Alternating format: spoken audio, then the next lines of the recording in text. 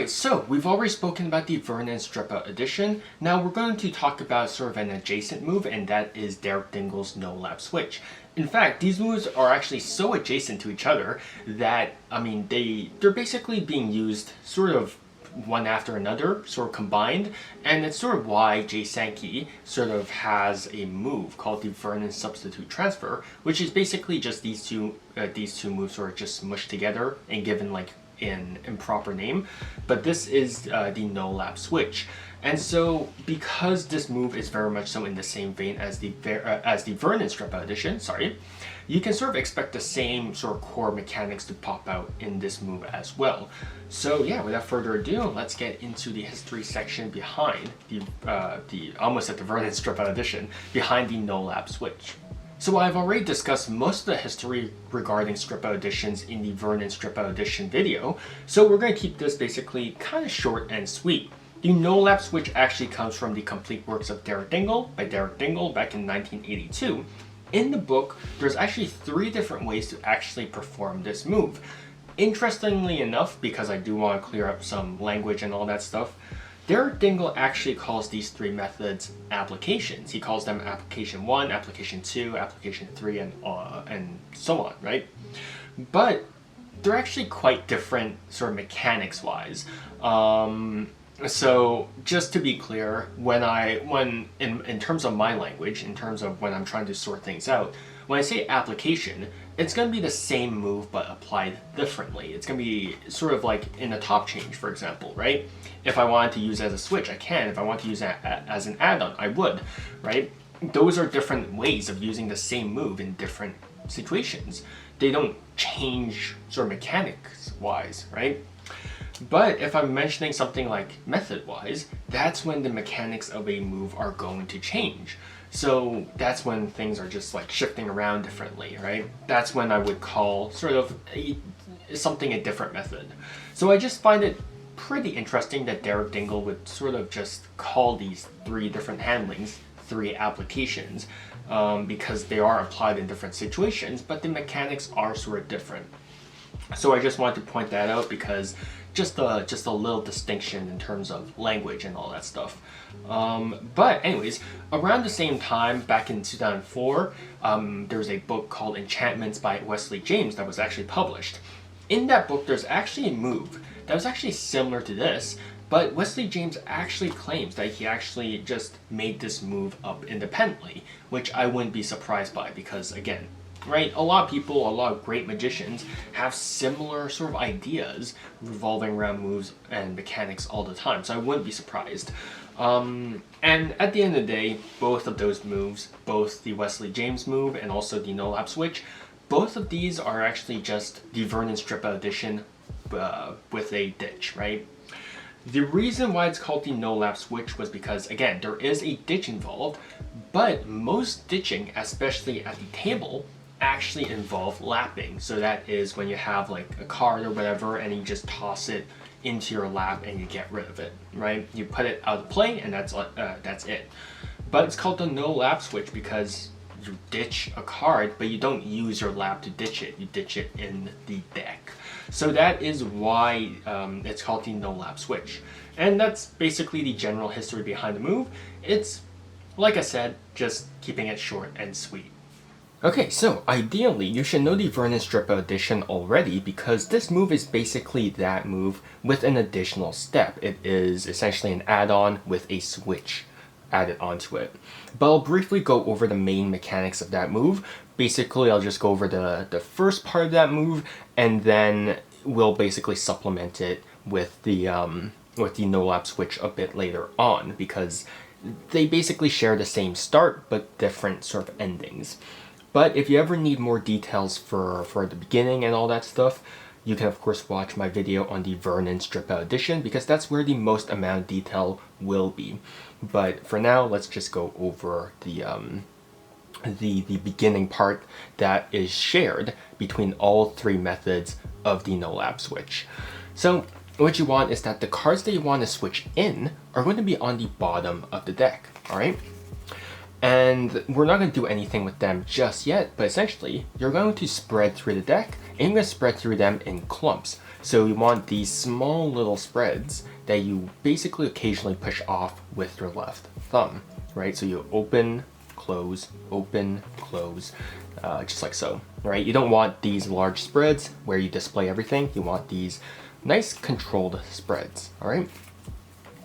So as you go through the deck, you're going to have one card upjogged, you're then gonna have another card upjogged, and you're basically gonna have as many cards as you need upjogged. Usually it's gonna be 4, so it's gonna be 1, 2, 3, and then 4.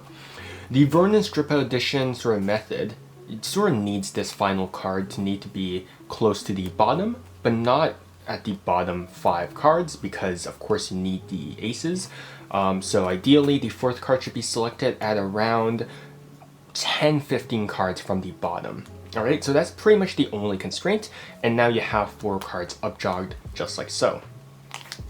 The original method for getting a pinky break on these bottom 4 cards is you have your final 4th card selected and upjogged, and then you spread to the bottom, and then you basically spread out these 4 cards, and you're like, okay, so you could have selected any of these 4 cards, or any of these cards, sorry. You could have selected any of these cards, and during that process, your left thumb will press on top of these 4 cards, they'll tilt downwards, so then this actually opens up a gap between these 4 cards and the rest of the deck. So when you actually close the deck, close the spread, sorry, you can actually stick your pinky into the gap, and then you have a pinky break that you got as you close the spread, all right? And that's pretty much the base motion for the NoLap Switch, all right? Just close, and then you have a gap over there, all right?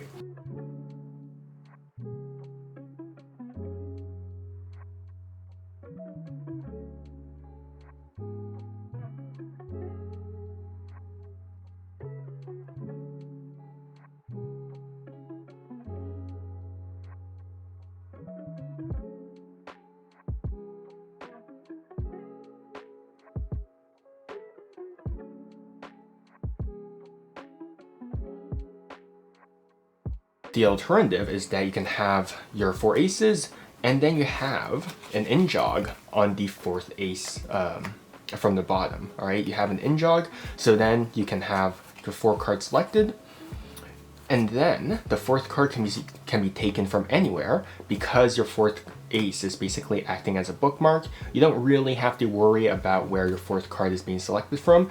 So when you close the spread, you don't have to get your pinky break right away. You can wait around, you can do whatever that you want, and then when you're ready, your pinky can then contact this in-jog, pull down on it, kick it back in, and then you have your pinky break, all right? So that's the advantage of having an in-jog. It's just having a bookmark that you can sort of return back to whenever you want. But in this case, it is a pinky break.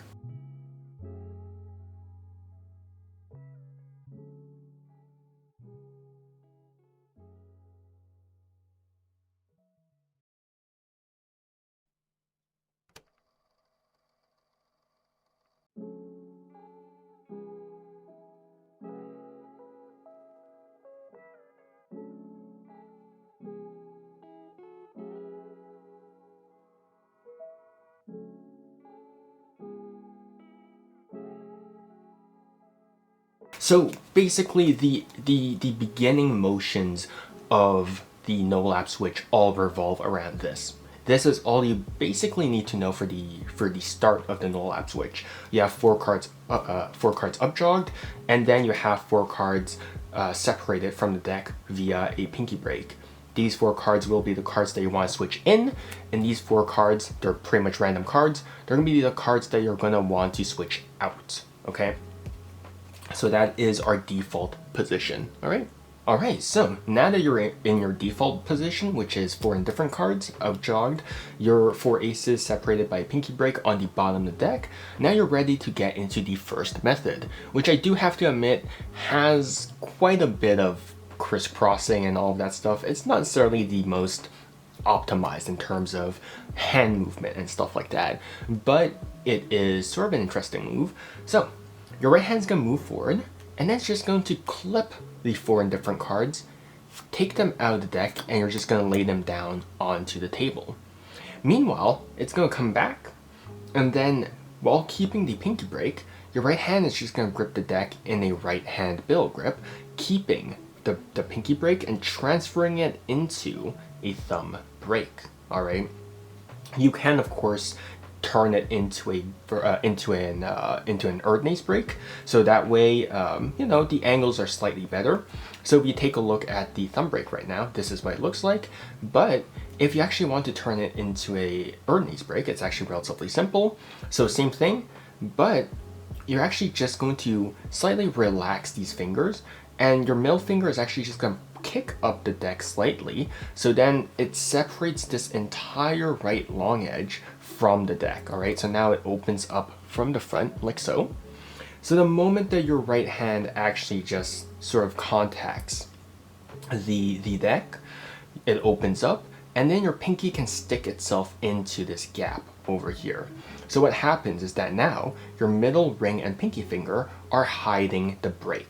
All right, and from the left hand side, this is what it looks like, because the only gap that's visible is from the pinky, right? This is basically what's visible. So rather than having the thumb break, which is exposed on the left hand side from the back and from the right hand side over here, an Erdnase break, not Verdnase break, sorry. An Erdnase break is going to be visible from the back and from the right hand side, and it basically works the same way as a thumb break. So that is something that you can do. It's just, again, lifting it up with your middle finger and then just grabbing the deck with your pinky. All right, same thing, but for explanation purposes, I'm actually just going to keep it as a thumb break because it's simpler. All right, so we're going to scoop up these cards into a dealer's grip, into a left-hand dealer's grip. You can, of course, do it into a straddle grip, but I think generally I would prefer the looseness of a dealer's grip, and I'll explain why in just a bit, all right? You can, of course, transfer it into a straddle grip afterwards.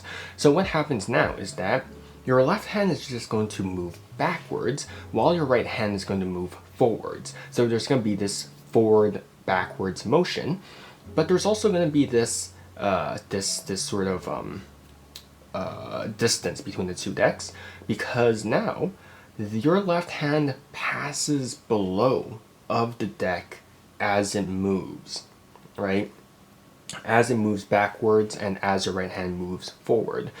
But it's during this motion that you're going to execute the switch, because the moment that these two hands pass over each other, what you're going to do now is that your right thumb actually is going to release pressure. It's going to release pressure, which causes these 4 cards held in the thumb break to just drop on top of this packet over here. So now you have an 8-card packet. And again, this all happens under the guise of a moving backward motion, right? So it doesn't necessarily need to be a perfect drop, right? Because one, it's already 4 cards. It's already 4 cards, which means that it basically already kind of looks like a mess. The second thing is that, well, you don't really have to worry too much about like where their attention is going, because, well, okay, well, that was bad, but you don't really have to worry about too much of where their attention is going, because the misdirection is sort of built in. Your right hand is moving forward, which means that naturally their eyes will be drawn to the thing that is closest to them. And in that case, it is the deck itself, because you're placing it in front. All right. So just sort of treat it like a slide, right? You have your thumb, you have your index, and then you have your middle finger sort of acting as a cage, right? So by passing over, you're basically sort of slanting this packet slightly downwards. So by using gravity, these cards are going to, you can maybe, contact them. You can maybe release this packet slightly behind, so then it hits this packet and then slides downwards, right? So you don't have to worry too much about the alignment. It just hits and then goes downwards, right? That's all you really need to do. And of course, this is all done face down, right? I'm doing it face up for explanation purposes, but face down, it has this effect, all right? And of course you have a thicker packet right now, all right? But that's essentially the switch, right? That's essentially when the switch happens. It's when this hand goes below of the deck, all right? So now that your deck is in front of you, you're going to actually just spread it. You're going to spread the deck to give justification as to why you would want your right hand forwards. It's a lot, but that's essentially how they describe it in the book. But once it's spread, essentially, you're going to have, well, of course, your 8-card packet in your left hand, but how Derek Dingle actually tells you to clean this up is that you're going to take this 8-card packet and you're just going to slap it on top of the spread, and then the messiness of the spread will hide the fact that you just added 8 cards instead of 4 onto the spread, right? And once you do that, you can then reveal slowly by peeling off the top cards one by one that they are the 4 aces, right? So from the very start, these are cards that they selected, right? These are cards that they pointed out from a spread, and then when they wanted to, and then, you know, when you want to reveal them, that's when these 4 cards are revealed to be the 4 aces. So it's not necessarily my favorite choreography. I think that there's a lot of sort of flaws with it, and we'll discuss this in the issues, which we'll go over right now.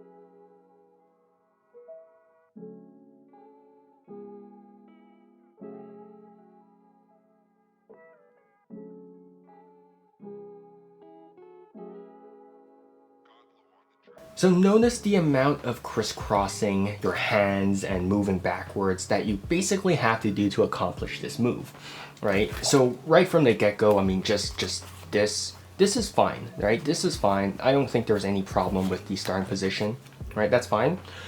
But then the moment that the actual switch starts, that's when the problems actually happen, because why would you take them out, table them, transfer the deck, and then pick them back up again, right? That's a very, very bizarre motion, because if you really want to just keep the cards in your hand, why not just pluck this out, right?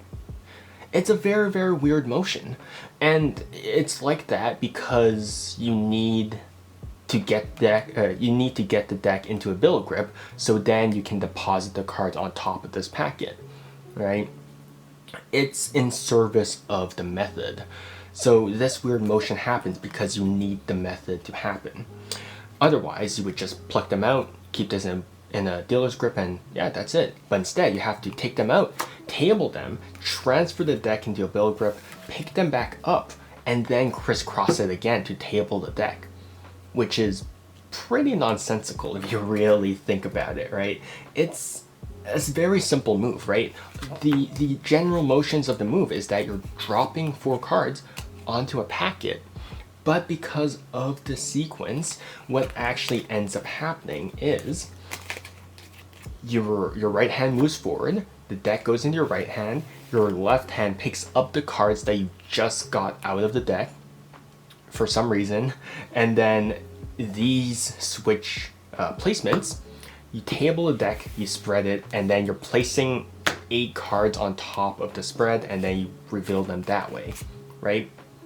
Which again makes no sense, because if the deck is already out of play, if it's already out of mind and all of that stuff, realistically, you would just do this, right? You would just show the packet that's already in your hand. Instead, you have to pick them back up, place them on top of the spread, and then reveal that they are the 4 aces.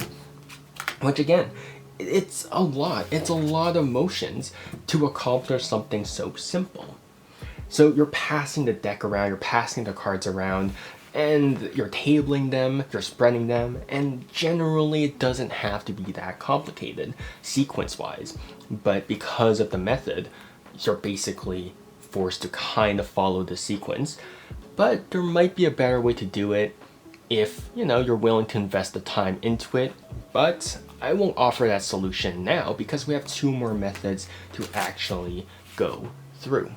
So, the second method, we're basically going to start off with the base movement once more. So, pinky break above of the 4 aces on the bottom deck, and then 4 indifferent cards out-jogged in the deck, alright? This is where it basically starts to diverge off from the first method, and I already like it a lot better. So, your right hand comes over, and it grips the deck in a bill grip with the cards still out-jogged. What this means is that now, your middle finger has to kick these cards off at an angle to be able to grip this deck into a biddle grip, alright? So it just kicks this card, kicks these 4 cards off into an angle, basically using the crotch of your thumb as a pivot point, right? It just rotates like that, and that's all you need, so then you can grip it into a biddle grip. Your thumb, however, actually isn't going to put this 4-card packet into a thumb break, right?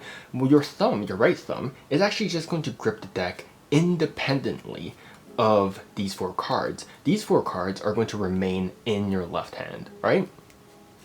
So now you basically have 2 sections. You have the deck held in a bill grip, and you have these 4 cards held in a dealer's grip underneath of these 4 cards, underneath of the deck, sorry. Now, what happens is that you can actually just relax these, relax your wrist, right? This just essentially just tilts the packet downwards slightly, giving you a better angle, at least for me. You basically just relax it, tilt it downwards, and now what's going to happen is you're actually just going to move your left hand forward using the left long edge as a guide, right? So notice how, again, I said the thumb crotch acts as a pivot point. What this means now is that you can use that same thumb crotch to guide your movement forward, right, with these 4 cards. And what this does is that this actually ensures that these 4 cards will remain aligned with these 4 cards, right? Of course, if you're still afraid of these 4 cards sort of flashing, what you can do is that you can actually do the same thing as Divernon did, is that he actually just moves this pinky backwards, and with his index, he actually just buckles this packet upwards. And what this does is that this actually reduces the length of these cards, right? So beforehand, if you don't buckle these cards, you have this, but if you buckle them, only this part will be shown, right? This actually shortens the length of this packet, right?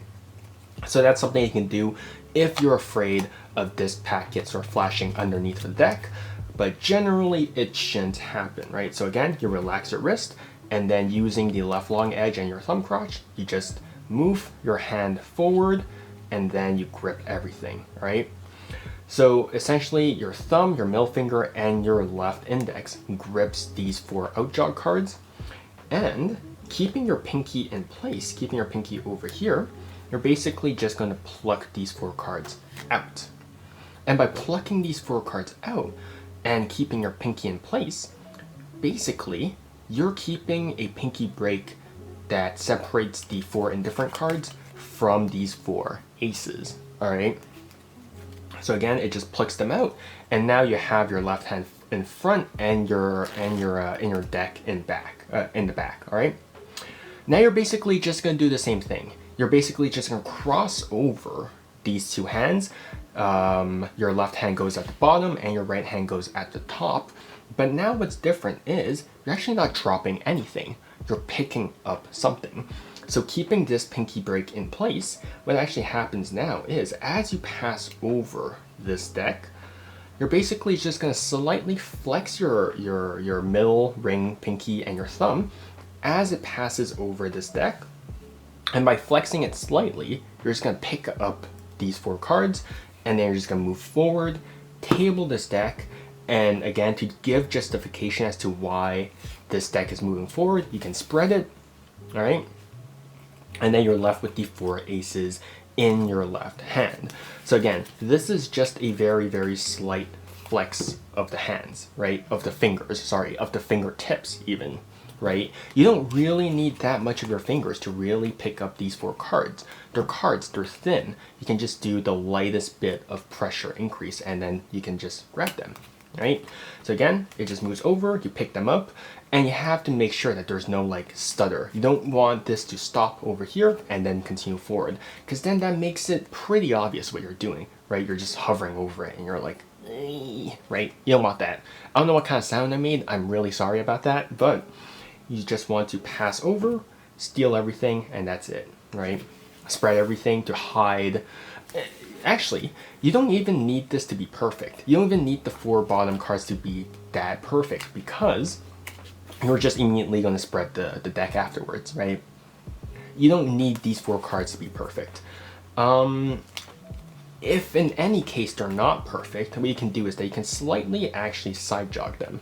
You can side jog them, preferably, right? Because I think if you side jog them off to the right hand side, your bill grip will hide these cards a lot better versus if you had this, right? So if you're going to do this kind of sloppily, which hopefully you don't, hopefully these 4 cards will be off to the right hand side rather than left hand side. But in the best case scenario, they should be perfectly squared with the rest of the deck, all right? And then you can spread everything. After you've stolen everything, you can reveal that you have the 4 aces, that they selected the 4 aces from up jogging the from selecting from the spread, sorry. So that is the second method.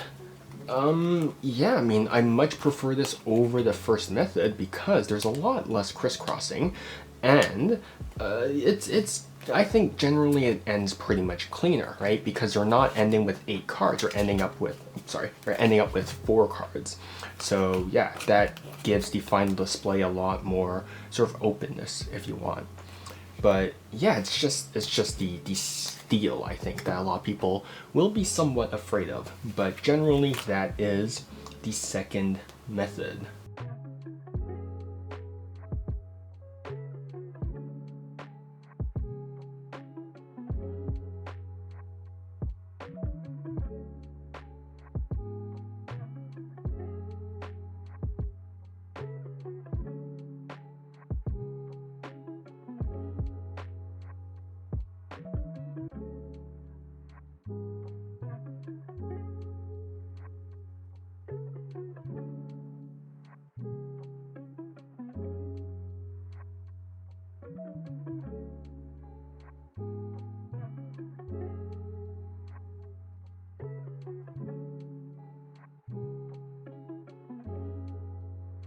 Let's get into a couple of issues regarding this move.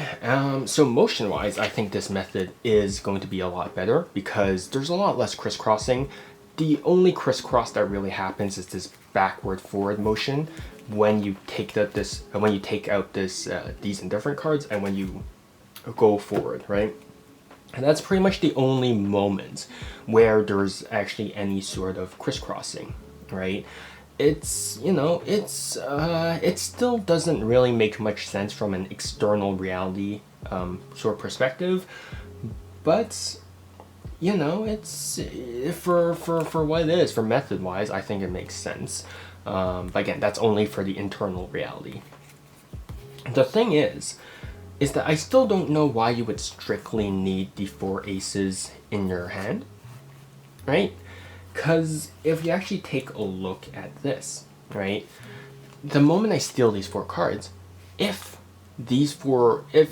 my left hand is already forward, why would I realistically not just place them downwards and then show them, right?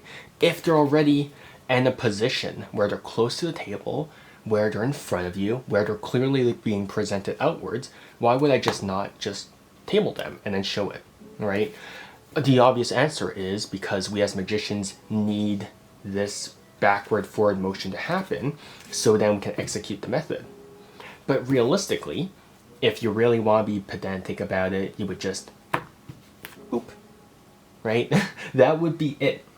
So we know for a fact that internal reality wise it makes sense, right? This is as good as it gets. But external reality wise, it is something that we have to sort of point out and question and see if there's other ways of maybe fine-tuning this motion. Is there maybe a method of fine-tuning it and reducing all of these forward and backward motions? Maybe, but I mean, so far we haven't really found a way to my knowledge. But again, it is something that I think that everyone should be, interested in exploring and discovering. So yeah. The third method is interesting because it's the only method of the NoLap switch that is going to be done face up. So you're basically just going to have the exact same setup. You're going to have your 4 aces on the bottom of the deck over here, right? And you're going to have 4 indifferent cards, this time selected face up, right? And then, yeah, you're basically just going to be doing the second method, but face up. So it's going to be the exact same thing. You have 4 indifferent cards, which are now shown, and then they're outjogged. And then you have your 4 aces on the bottom of the deck. It's going to be the same thing. Your middle finger reaches over, it kicks these 4 cards off to an angle, and grips the deck into a bill grip while you're maintaining a pinky break above of these 4 aces, right? You're going to relax your wrist, and then you're going to use the crotch of your thumb and the left long edge of these cards to guide your motion forward to make sure that these cards aren't misaligned, right? You're going to move forward, and then you can then pluck these 4 cards out. All right, same thing as before. You pluck them out, your pinky is there, it lands on top of your pinky finger, and you have a pinky break separating these 4 cards from the 4 aces. All right, same thing as before, and your deck is going to be in a bill grip. This is where it sort of gets interesting because you can't flash these cards, right? You can't just do the steal because then they would know that you switched out the 4 indifferent cards. So this is the solution that Derek Dingle actually sort of imagined. What actually happens is he steals these 4 cards, but the moment that you steal these 4 cards, your left thumb actually goes underneath of this 4 card packet and then just kicks it over, right? So it just boop, and then now you have 4 face down cards while these 4 cards are being stolen away in your right hand in a bill grip, right? So you have this, you steal, and the moment that these cards are being stolen, your left thumb goes underneath, kicks it over, and then you table the deck, right? And then that is how you avoid flashing the 4 aces as the deck passes over the packet, right? So again, this is certainly a particular move because now these 4 cards, they have to be basically squared up with the deck. They have to be squared up with the deck because you can't necessarily do it imperfect, because now if you do it imperfect, they literally see the identity of the cards, versus if you did it face down, the pattern of the back design would blend in. But because these are distinct identities of the cards, they would know that you literally just stole them off from your left hand. So in this instance, it would have to be perfect. You would have to perfectly take these cards sort of from your left hand. The second problem with this is that you can't really spread out the deck, right? So there's no justification for moving this deck forward because you can't spread them out, because the moment you spread them out, they can tell that it's the same cards that you just put in your left hand, because again, you're spreading them face up.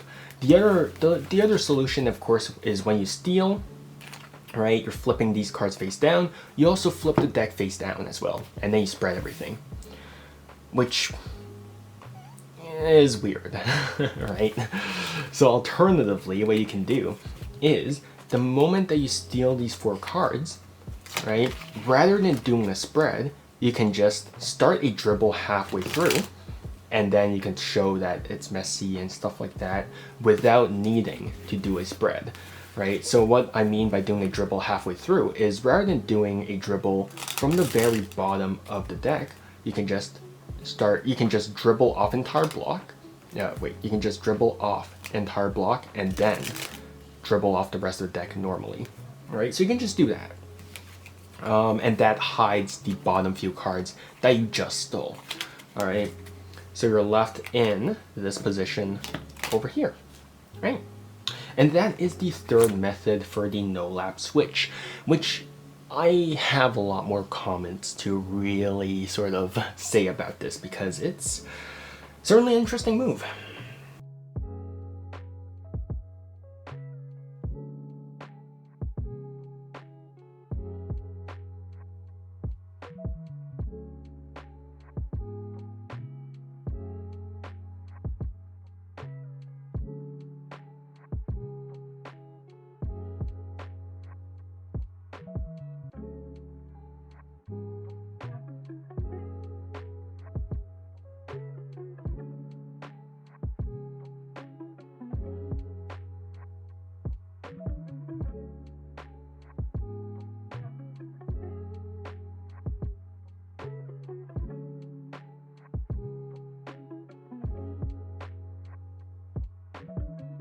So, the issues about this move. So, this is a lot like the second method, but the deck is reversed face up.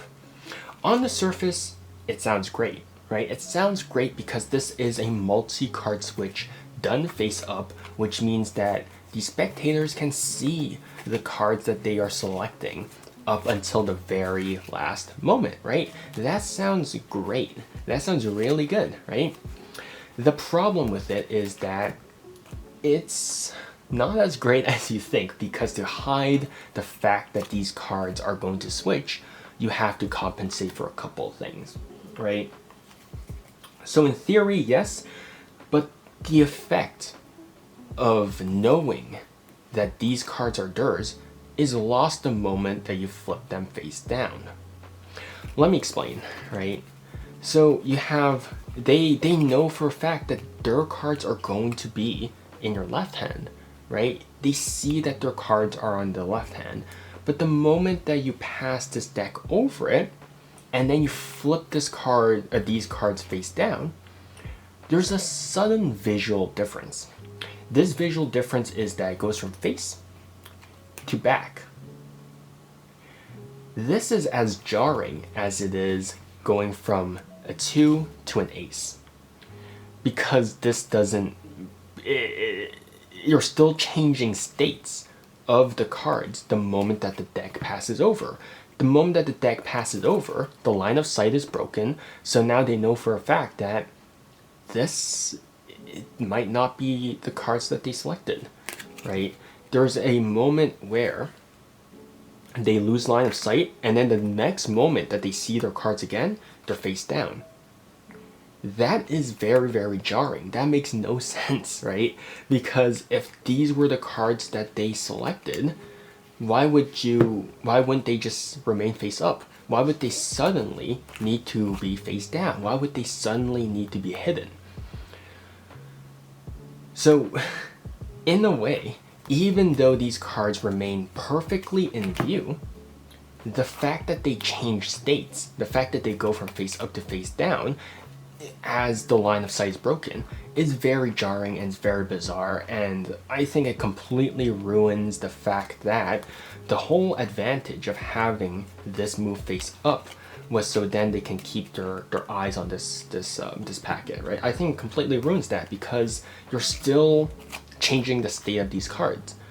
You still need to keep them hidden to justify the method, but the external reality is that now they are not sure if these are their cards. It's the same thing as as the second method, right? The only difference is that's slightly more convoluted. I mean, if you actually check the performance, which I did for this move, the moment that these cards are in view again, they're in a different state. It's very jarring.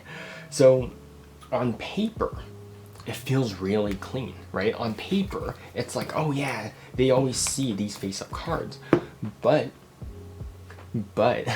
in execution, it becomes very, very convoluted and you can literally see these cards change, which is not ideal, right? So it's a cool concept in theory, but in practice, I think that the external reality and the line of sight being broken, I think it just doesn't work. So that is just an issue with this particular method that I have. So ultimately, I still prefer method 2 over method 1 and method 3. So since this is a sort of follow-up video to the Vernon Strip Out edition, and they do basically share the same roots in terms of mechanics and moves and all that stuff, I'll basically just be putting down the same resources in the comments down below. But there is actually one resource that, annoyingly enough, I know I actually missed, and that was Dennis Kim's Ephemera. I completely forgot to actually add that in, even though in the Vernon Strip Out edition, I actually deliberately mentioned that sort of resource in the video. I just forgot to mention it in the further reading section for some reason. I don't know why, but yes, that is something you can look at as well. So that is Dennis Kim's Ephemera. Sorry. I do have to say that he doesn't go into as much detail as I think a lot of people or a lot of beginners would expect certain moves to be described. So if you are getting Dennis Kim's Ephemera, do make sure to just be sort of informed on mechanics and all of that stuff beforehand, before you get into it, because his material is relatively advanced. So yeah, do be prepared for that. But besides that addition, it's pretty much just generally the same resources. So that was Derek Dingwall's NoLap Switch. I know I mentioned a lot about issues and all that stuff, but a lot of me is just me being pedantic and nitpicky, because at the end of the day, there is no perfect move. Now, with that said, I do like being a bit pedantic, a bit annoying, a bit nitpicky with my moves, because, well, I mean, obviously there is a point at which you can sort of overcrack something. You can sort of over-engineer like a move or routine or all that stuff, right? But I don't think there is a problem with looking at a move sort of in more detail, because if you actually take a look at just the external context and all that stuff, the mechanics and just like the way that you present the overall move, right? You can take all of those things that you don't like and just tune it up for personal preference. I like doing things properly, right? I mean, I like teaching things properly, I like reading things properly, but at the end of the day, I don't think that, you know, you have to stick to how things are being described, right? If you actually take a look at a lot of old Magic routines, there's a lot of crisscrossing, there's a lot of weird justifications here and there, and back then it might have made sense. And back then it could have been perfect for a certain magician's character. But at the end of the day, Magic is a performance, and each performer will be different. Each performer will have their own sort of point of views, their own sort of methods of approaching a show, their methods of approaching a certain routine, right?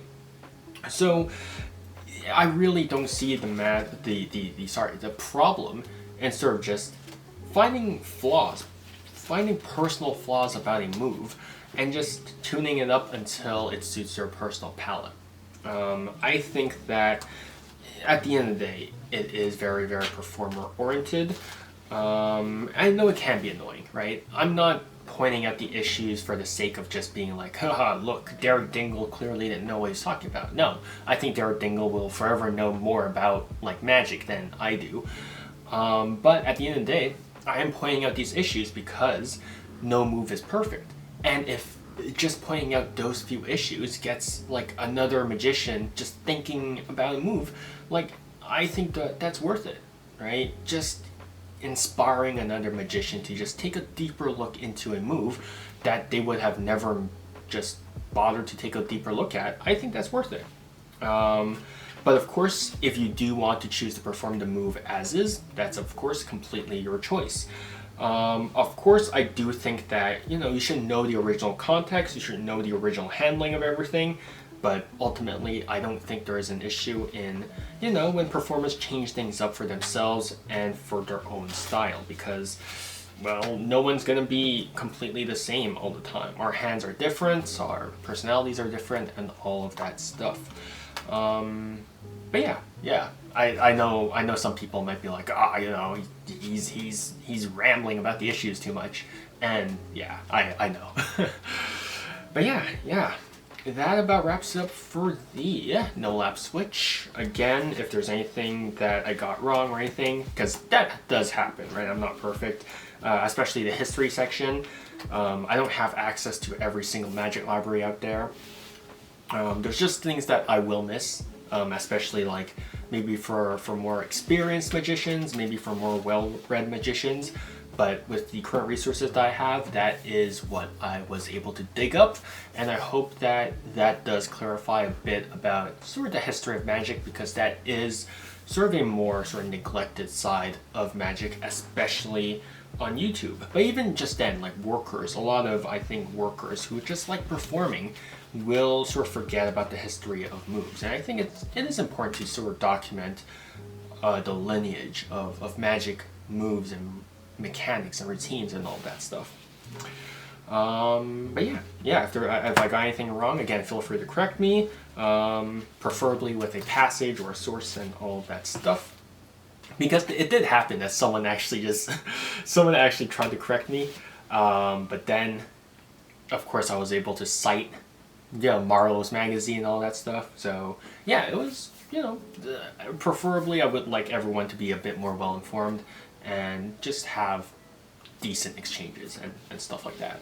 But yeah, stay safe, stay healthy, and see you guys on the next video.